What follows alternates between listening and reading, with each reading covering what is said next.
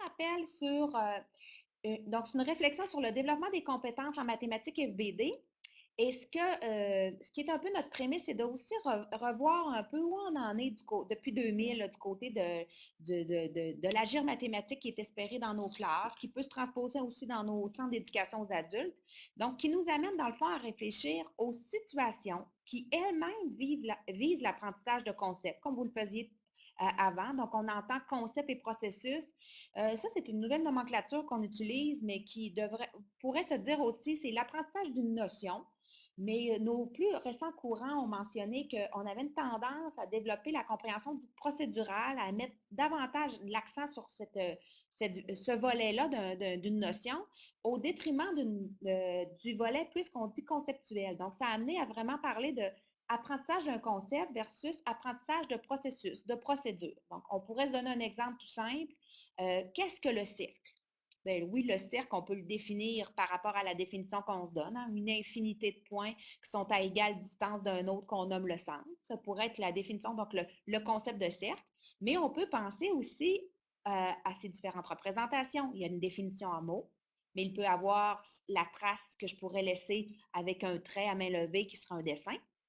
Mais ça ne veut pas dire parce que je fais un dessin que nécessairement, je peux définir le cercle comme je viens de le faire précédemment.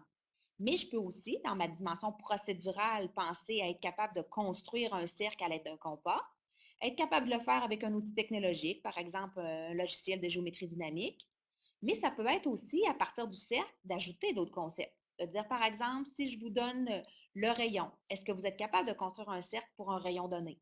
Si je vous donne la circonférence, qui serait la mesure du pourtour d'un cercle, est-ce que vous êtes capable de déduire un rayon? Donc, quand on parle de trouver la mesure de quelque chose, souvent dans sa dimension procédurale, c'est assez simple. Mais il faut aussi penser à comment un concept lui-même se colore à travers différents registres de représentation. Donc, dessin en mots, si on est avec des fonctions, table de valeurs, graphiques, règles. Tout ça s'ajoute pour donner du sens à une notion. Donc, c'est pour ça maintenant qu'on parle davantage de l'apprentissage de concepts et de processus. J'oserais dire, penser à une pièce de monnaie, donc pile et face. Bien, les deux sont toujours imbriqués, mais nous, quand on formule des questions peuvent être de l'ordre de la dimension conceptuelle ou encore dans la dimension procédurale. Elles sont toujours présentes, mais nous, comme enseignants ou encore nos fascicules, nos manuels, ont tendance à privilégier par certaines questions un volet versus un autre. Mais si on revient pour nous, enseignants, bien, nous, notre intention, c'est de faire apprendre certains concepts, certains processus, mais aussi des stratégies de résolution, des stratégies pour attaquer des problèmes. Mais tout ça, ça doit aussi s'inscrire dans une visée de formation d'un citoyen critique, tourné vers l'autre et qui vise aussi à promouvoir l'esprit d'initiative. Ça, on a tendance à l'oublier. On a tendance en mathématiques à penser application de processus, mais à négliger pourquoi on a choisi dans nos curriculums des manières de faire apprendre. Et ces manières de faire apprendre-là doivent être tournées vers nos trois missions éducatives qui elles-mêmes renvoient à développer un citoyen critique, un citoyen qui est capable de s'insérer dans une culture, donc tourner vers l'autre, essayer de comprendre l'autre, et promouvoir aussi cet esprit, souvent on va entendre de leadership, d'entrepreneurship, mais de prendre des risques, d'oser prendre certaines initiatives. Et tout ça, ça devrait colorer l'apprentissage de différentes disciplines, pas uniquement les mathématiques, mais plusieurs autres. Et ça, je trouve que c'est important de se le rappeler parce que ça devrait colorer votre manière de faire apprendre les mathématiques ou encore les sciences si vous avez la chance d'enseigner les deux disciplines. Ça ne devrait pas être par le biais d'uniquement certains projets qui auront lieu une fois par année, mais ça devrait colorer l'agir mathématique qu'on retrouve dans vos centres. Je le sais qu'en disant ça, c'est déjà d'habitude un petit ouh, mais comment on va faire ça, sachant que j'ai une petite tendance à fonctionner par fascicule. Et là, il va falloir que cet élément de réflexion-là puisse vous nourrir sur ces moments de partage qui peuvent peut-être vous amener à créer ces occasions où on va argumenter mathématiquement, conjecturer, essayer de comprendre un raisonnement qui est différent. Et c'est ça qui est la posture de tous nos curriculums. Jamais il est dit là-dedans qu'il faut résoudre des tâches complexes comportant 12 tâches. Ce n'est pas ce qui est écrit. Ce qu'on vise davantage, c'est de développer un citoyen critique, tourné vers l'autre et développer cet esprit d'initiative. Donc, quand on pense à tout ça, coloré dans une perspective de faire vivre des maths, ça se transpose par apprendre à explorer. Donc, laisser libre recours à sa pensée, exemplifier, suivre des analogies, varier des figures des paramètres, particulariser un instant donné, mais à un autre, étudier différents cas particuliers dans une perspective de généralisation. Dans d'autres situations, ça pourrait être d'explorer pour identifier les contraintes et les limites. Vous remarquez déjà ici, si vous êtes familier avec les critères d'évaluation, qu'apprendre à identifier les contraintes et les limites d'une situation, ça se transpose par notre critère 1.1. Mais ce qu'on devrait comprendre, sans même parler d'évaluation, c'est quand on réfléchit à apprendre à faire des maths, il devrait avoir un espace pour apprendre à explorer. Puis apprendre à explorer, c'est moi-même en tant qu'adulte, en tant qu'apprenant, j'ai un espace pour explorer. Ce n'est pas le manuel qui explore pour moi, mais c'est moi-même qui a ces chances-là d'explorer. Ça se traduit aussi par apprendre à faire des conjectures. Une conjecture, c'est une idée. J'apprends à exprimer des idées mathématiques qui tantôt seront vraies, tantôt seront fausses, mais par le biais d'une argumentation, je pourrais soit moi-même me convaincre ou par le biais des arguments des autres, apprendre à constater que mon idée ne tient plus la route. Mais pour apprendre à faire des conjectures, je dois d'abord apprendre à concentrer ma pensée sur un phénomène particulier, essayer de le cerner, de l'exprimer, de le modéliser par le biais souvent de dégager des concepts qui sont présents dans une situation donnée pour développer un raisonnement. Donc, apprendre à faire des conjectures, c'est apprendre à émettre une idée. Ça peut être exprimé aussi dans certaines disciplines par apprendre à formuler une hypothèse, mais en mathématiques, une conjecture, c'est une hypothèse. En sciences, on a tendance à utiliser le mot hypothèse. Une hypothèse sur quoi? Une idée sur quoi en mathématiques? Bien, ça peut être sur une propriété mathématique, constater que, wow, c'est donc bien merveilleux, dans un polygone régulier, tous les côtés sont congrus, mais je viens de remarquer que tous les angles intérieurs, eux aussi, sont congrus. C'est vrai qu'un fascicule peut très bien avoir un bel encart et le dire, mais ça pourrait aussi se traduire par une activité d'exploration où on s'intéressera à l'attribut angle et on constatera par le biais de différentes explorations que oui, les angles sont tous congrus. Mais je peux aussi formuler une idée et faire une étude de propriété, mais ça peut aussi être sur une relation, sur une formule. Par exemple, reconnaître que quelle est cette formule pour dégager la somme des angles intérieurs, par exemple, d'un polygone. Bien, ça peut se faire, oui, par enseignement direct, enseignement explicite, introduit, voici le petit encart, voici la formule, et maintenant, on t'engage dans une activité de déduction, retrouve des mesures manquantes par l'application de la formule. Mais préalablement, il pourrait aussi y avoir un espace où on invite l'élève, l'adulte, à pouvoir étudier différents cas particuliers pour dégager la formule. Évidemment, bien, à partir de ce moment-ci où je vous dis ça, je sens déjà dans certains d'entre vous, vous me dites, OK, ce volet exploration-là, est-ce qu'il a sa place dans ma classe? Si oui, est-ce que ça arrive une fois par mois, une fois par 6 mois, ou ça n'arrive jamais?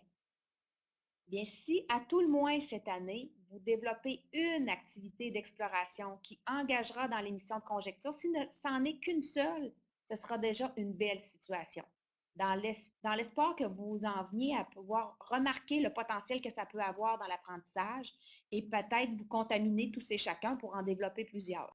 Et là, ça sera à vous de décider, est-ce qu'on a le temps de toutes les vivre ou non, parce que c'est toujours quand même la contrainte qu'on a. Donc, ça se traduit par, oui, apprendre à exprimer mes idées, formuler des conjectures, mais si je veux qu'une conjecture tienne la route, il faut que j'apprenne à expliquer.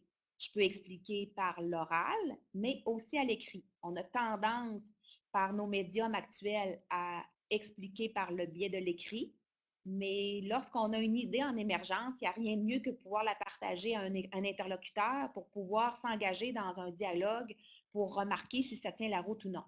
C'est sûr qu'on peut toujours simuler un ami prétend que, Pauline prétend que si, Mélanie prétend que ça, qui a raison, puis argumente si tu es d'accord avec Pauline ou Mélanie. Ça peut se faire par le biais de l'écrit, mais ça ne veut pas dire que j'obtiendrai la rétroaction qui me permettra de rapidement changer mon raisonnement.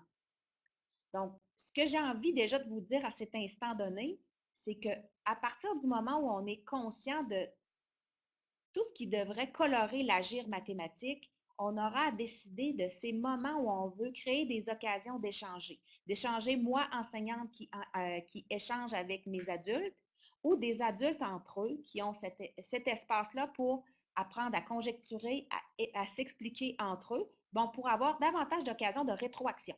Une rétroaction qui ne sera pas uniquement par le biais du corrigé du fascicule, pas uniquement par le biais d'un enseignant, mais créer des occasions de se valider. Et ce que je vous dis ici, c'est ce qu'on a dit aussi dans l'implantation du programme au primaire, ce qu'on continue de dire encore dans l'implantation du programme au secondaire, et ce qu'on devrait encore continuer de dire dans l'implantation du programme du primaire alors qu'on parle déjà d'en réécrire un autre. Ce que j'essaie de vous dire, c'est que oui, il y a les compétences, mais si on n'a pas compris quel est l'agir mathématique dont on devrait faire la promotion dans nos classes, toujours dans cette perspective de développer un citoyen critique, tourné vers l'autre, qui ose prendre des initiatives, bien, la manière dont on va le faire, quand bien même on complexifiera les tâches qu'on propose en évaluation, si le cœur des mathématiques n'est pas présent dans nos classes de maths, on ne gagnera rien. Il faudra tout simplement réécrire encore un autre programme pour apprendre à se comprendre.